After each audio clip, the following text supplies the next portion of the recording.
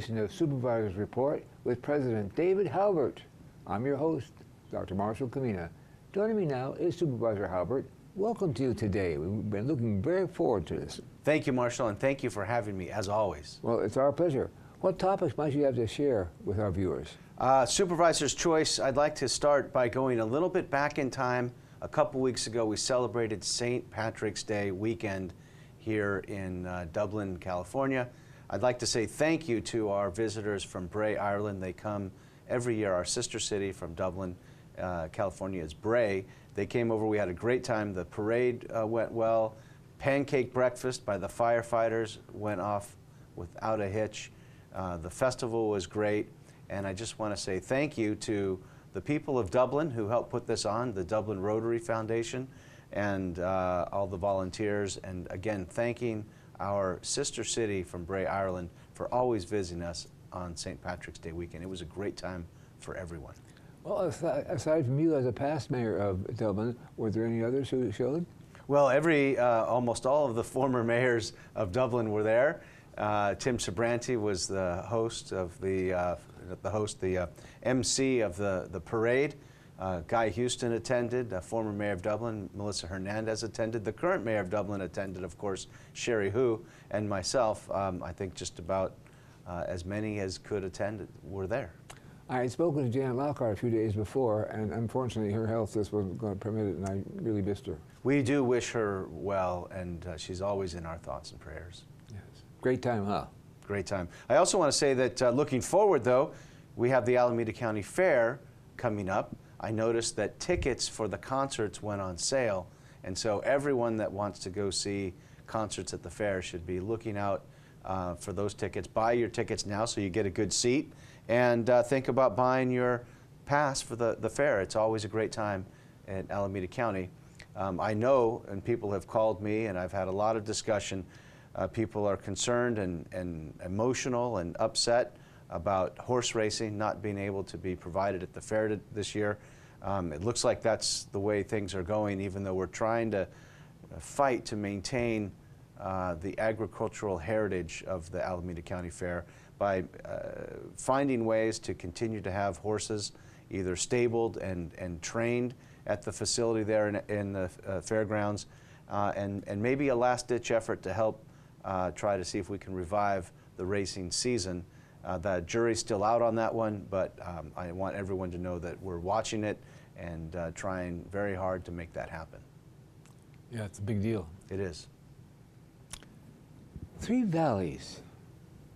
The amount of funding for community organizations that the Three Valley Community Foundation, that's a mouthful, manages grew really magnificently in the past year. It raised $4.5 million in grants. As a charitable organization, it supports community services throughout the Tri-Valley. Would you give us your observations of some of their events? Yes, Marshall, just a week or so ago, we celebrated the grant giving season that Three Valleys Community Foundation put on. And I want to say the Three Valleys Community Foundation is a great organization that allows all of the cities in the Tri-Valley area, all 5 cities. Remember, it's Livermore, Pleasanton, Dublin, and also San Ramon and Danville. And anyone with a nonprofit organization can come under the umbrella of the Three Valleys Community Foundation. They accept and they will do all the paperwork, all the administrative things that go along with having a nonprofit organization. And they invest your money so that it's safe. Yep. They send out checks that you ask them to send out. So they receive money, they hold the money, they send out the money. They are a great organization that helps people create their own nonprofit organization. As an example, Marshall, I was a big supporter, the first person to fund the seeds of Three Valley Community Foundation. I gave $50,000 grant out of my own office-managed discretionary funds. Supervisor Nate Miley matched me with that. We were the first two. That's spendthrift. $100,000. Yeah. And others have jumped on and joined. In addition to that, Marshall, I put my own skin in the game. I don't know if you know this, my wife and I created our own donor advised fund, and it's housed underneath the Three Valleys Community Foundation. Project Hope, which is helping others with philanthropy and education. So we're putting our own money and raising money to put into the Three Valleys Community Foundation. In addition to that, Marshall, it gets even better. $2.8 million of the funding came from Alameda County. And one of the things that happened in the whole country in the last few years was this opioid litigation settlement. So everybody under the sun sued the drug companies who created fentanyl and other opioids. There was a huge settlement, and Alameda County received $2.8 million to give out in grants to help nonprofit organizations as a result of that settlement. We relied on the Three Valleys Community Foundation to help us manage those funds, and that was part of the $4.5 million. What the Three Valleys Community Foundation exists mostly for is to help raise the awareness of nonprofit needs and those that have the resources to help fund those needs. We know that as a community, we give away about 0.5% of our gross revenues, our income. 0.5% on average in our community is given away to charity. And that's good. But other communities that are considered healthy, vibrant communities, more affluent communities, they give about 1.5%. Oh, I see. So we're a little bit under where we should be. And some people give to national charities, and some people give to their own local charities. Three Valleys Community Foundation was founded to help increase the amount of local giving. Maybe we can invite Alamo to join. Well, we could. That'd be a good idea. That would raise the rates, wouldn't it? The whole idea is to help increase the awareness and help really to streamline the process of local giving. Mm-hmm. So they're a great organization. I've supported them not only from the beginning with seed funding, but with my own personal funding, and always recruiting for people to give more, that if they have the resources. We're not asking anybody to give if they don't have the resources, but we know we are an affluent community. We have the ability to give and to give a little bit more. It's directing it in the right ways, and the Three Valleys Community Foundation is helping to do that.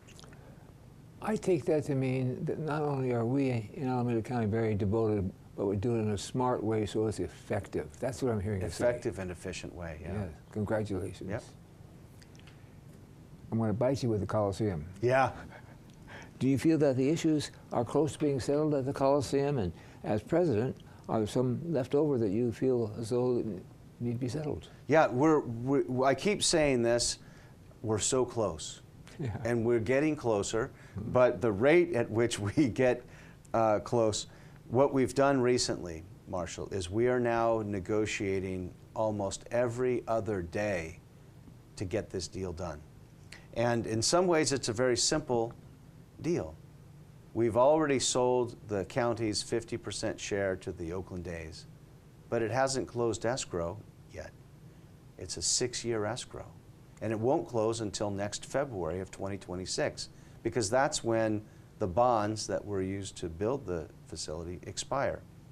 All of the bonds will be paid off by February 26th. But another group wants to come in and step into the shoes of the A's, and the A's are perfectly willing. They're willing to allow this other organization to come in and complete the transaction. So it sounds really easy and simple, but it's complicated. We have to do our due diligence. We have to work out the terms and details. In addition to that, the A's were not only a purchaser of our 50% share of the Coliseum, they were also a tenant for 60 years. Yeah. And so we're working through the details of how they leave the facility, the status of the kitchens and the other facilities, and that they leave them in good repair.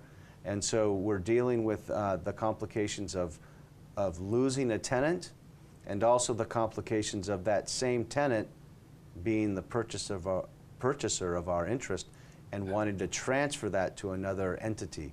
So it's complicated and it's easy at the same time, but we're working on it. The goodness of this is that the new entity that is going to step into the shoes of the A's and buy our 50% share is also the same entity that's going to buy the Oakland City share, so that the same people will own 100% of the land at the Coliseum. This isn't the Levi's Corporation through San Francisco, is it? It's not. No, it's not. Okay. It's this is the it's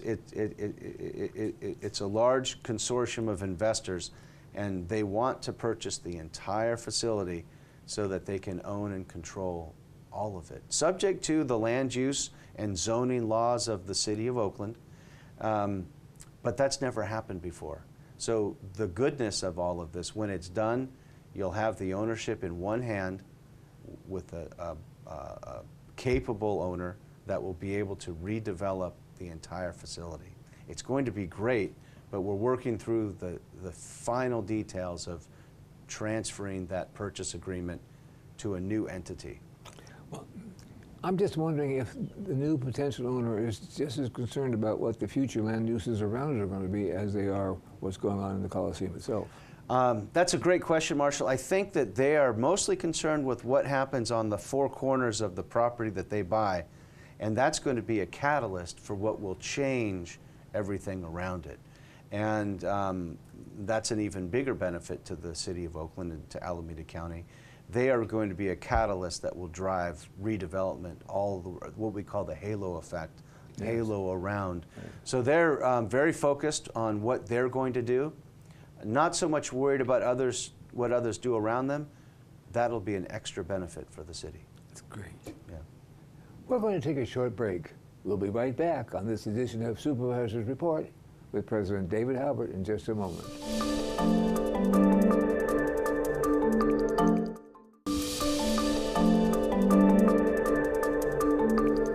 Welcome back to this edition of Supervisors Report with the President and Chairman of the Board, David Haubert.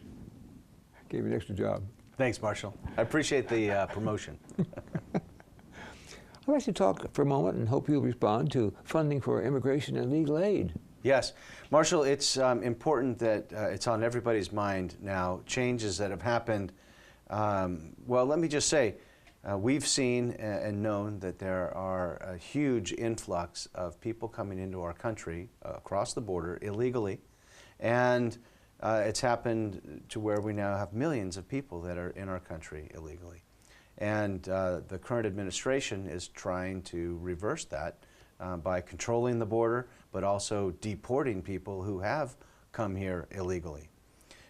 However, that doesn't mean that people that are here don't have rights. Many of them, we know, work in our local economy. They pay taxes by virtue of anything they buy. They pay a sales tax.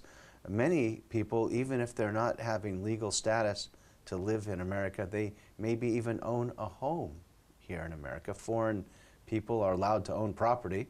And whether they've come here illegally or not, they also have rights under our U.S. Constitution. It's important that we, and so we know that, and there's a big debate in our country over those that have committed crimes that need to be deported and those that have come here illegally because we don't have a strong immigration policy that allows them to come here legally, but they've come here illegally, but they're doing work in our communities. Right. There has to be a balance here that they haven't been able to find. Mm-hmm. Right now, the administration, the president won. He's instituting policies that are his policies, and that's putting a lot of people on the spot to be deported. Well, we don't want those people, maybe they're a victim of crime and they're afraid to come forward and report it. Maybe they've witnessed a crime, but they're afraid to come forward and put themselves out as a witness. Maybe they're afraid to even seek medical attention and help that they might need for them and their families. Yeah. And so it's putting them in a very tough position, and the state of California is on the forefront. Alameda County is no exception to that. We're providing funding to not only share with people what their rights might be, but also to provide legal services. You may be here without documentation or illegally, but you may have the ability to seek asylum. You may have the ability to apply for citizenship, and you might not understand that. So we're just trying to provide, what we're not trying to do in any way, we're not trying to shirk or hide from the federal government and the things that they want to do to control immigration and to control illegal immigration. The federal government has a role in that, and we're not going to get in their way. We're not going to do anything that's preventing that from happening, but we are going to arm people that may be vulnerable with the information that they need about their rights and legal representation if needed. We've devoted $2.2 million to make that happen. The state of California has devoted millions of dollars as well. That may sound like a lot, Marshall, but really in the scheme of things, a $100 billion budget that the state of California has, it's not a lot, but it's for a good cause. And it's, not, again, not to harbor criminals. It's to provide good people with knowledge about their rights and legal representation where needed. You think the birther issue is also part of it? I do, Marshall. That one will probably go all the way to the Supreme Court, I guess. You know, there's a long-standing history of how that happened, and there's a big controversy over whether the current interpretation is consistent with what the Founding Fathers wanted it to be, what the Constitution wants it to be. So that'll probably go all the way to the Supreme Court. Yeah. We'll see, huh? Yeah. You know, you can't do this job, I mean yours, without thinking about road and street maintenance. It always bites you. Yeah. Can you share what's going on there? Yeah, I'd like to say that the Alameda County Public Works Department, two of their main functions is to maintain our roads, and by that I mean the roads that are not in an incorporated city but in unincorporated Alameda County. That includes Ashland and Cherryland and Castro Valley, but it also includes many of the rural roads in East County, most likely all the way to Del Val and beyond, Mines Road, yes, and Tesla Road, and all the roads in unincorporated Alameda County. We have 220 miles of roadways. Okay. And we're always coming across areas where maybe there was a landslide that covered some of the roads, or the land underneath the road eroded and the road is crumbling. So one example was Niles Canyon Road. Half the road fell into the creek. That's what happens when you have a road near a creek. Mm-hmm. Give that part to Fremont. That's right. That's part of, yeah, it's on the way to Fremont. So our Public Works Department are experts in understanding the geology of landslides and the geology of making roads engineered in a way that will last a long time. The other thing that they're in charge with, besides road maintenance, is the creeks and flood control. Okay. And rain, when it rains, we know, we talked about, the road can wash away. Yeah, nice train problem. The streams can, the Sunol School flooded. So the Public Works Department is also in charge of managing the streams and the flood channels that we have in our county. They come through our county from other parts of the state all the way through to the ocean. And we have to maintain strong creek beds and make sure that the water's flowing properly and doesn't get backed up with fallen trees that help flooding to occur. So our Public Works team is always out on the road, literally. You like that pun intended? They're out on the road. They're out on the road fixing the roads and fixing the creeks, and 220 miles of roadways, and I don't know how many miles, hundreds of miles of creeks and streams and channels to manage water. So they're always out and about, busy. My experience over the last several years consistently has been that when folks talk about Public Works and Alameda County, that it's among the top in Northern California for sure. Well, they do work hard, Marshall, and one thing I forgot that I want to actually add, Mobile Citizen app, and we'll put the how to sign up for that on the screen, people that see something, maybe they see cracks in the road that need repair, or they see a fallen tree in a creek bed, or they see, sometimes we find illegal dumping along the side of the roadway in a rural road. Public Works also goes and takes care of that. If it's on public property, they maintain public property. Mobile Citizen app is a great way for our community to let us know what they see. And so we'll put that on the screen. Anybody that's interested to learn more about or to sign up for Mobile Citizen should do so. Is it catchy numbers so people remember? Easy. It's an app, so I don't know if it's a phone number. There's probably a phone number and an actual app. Mm-hmm. Yeah.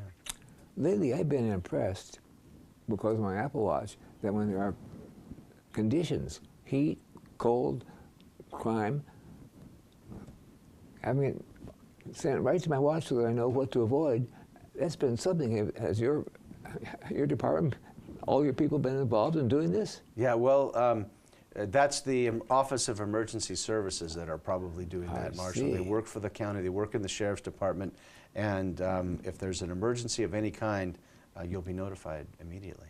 Well, thank you very much. Do you have some upcoming events you'd like to mention? I would like to say, Marshall, that on April 26th, Alameda County will feature the Women's Hall of Fame. We'll have a lunch at the Castlewood Country Club, and we do this every year. And if you look back at all the women that have been inducted into the Hall of Fame, it's quite impressive. I'll also will maybe put up some photos. Marshall, one thing that I also could have mentioned earlier, my office and Supervisor Lena Tam's office are combining efforts. We're going to have our own, in the month of March, luncheon to celebrate women and to recognize women that are leaders in our community, and not so much a Hall of Fame, but rather a luncheon for all women that we're going to invite. It's going to be at McGrail Winery, and I'll show photos of that when we get them. It's going to be the McGrail Winery? Yes. Isn't that wonderful? Yep. Well, she sure is getting active. Yes. In her new job, isn't she? Yep. Very much so. Anything else you'd like to mention? I think that's it, Marshall. We had a great month, and look forward to the next episode as always. Good. Thank you. I'm Dr. Marshall Kamena. Join us for the next episode of Supervisor Report with David Haubert right here on Tri-Valley TV. Thank you so much for watching.